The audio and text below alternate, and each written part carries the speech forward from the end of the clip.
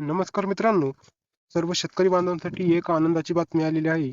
सर्व शेतकरी बांधवांना आता पीक विम्यामध्ये रकमेत वाढ होणार आहे. केंद्र सरकारकडून पीक विमा भरपाई रक्कम ही वाढ देण्यात आलेली आहे. यामध्ये 3,175 कोटी रुपये आता वाढलेले आहे. त्यामुळे शेतकऱ्याला आता लवकरात लवकर पीक विमा हा मिळण्याला सुरुवात होणार आहे आणि तो पीक विमा शेतकऱ्याला पहिल्या टप्प्यात 3,175 कोटी रुपयाची विमा भरपाई मिळणार आहे.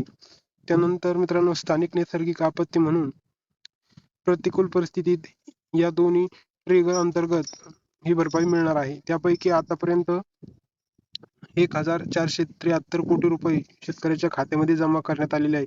तरी उरलेली रक्कम या आठवड्याभरात त्यांच्या खात्यामध्ये जमा होणार आहे, अशी माहिती कृषी मंत्र्यांनी दिलेली आहे.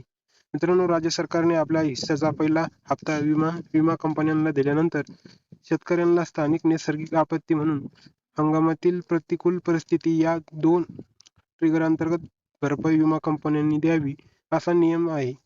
राज्याने दुसऱ्या हप्ता दिल्यानंतर काढणी नुकसान आणि पीक कापणी प्रयोगावर आधारित पीक विमा भरपाई मिळतो.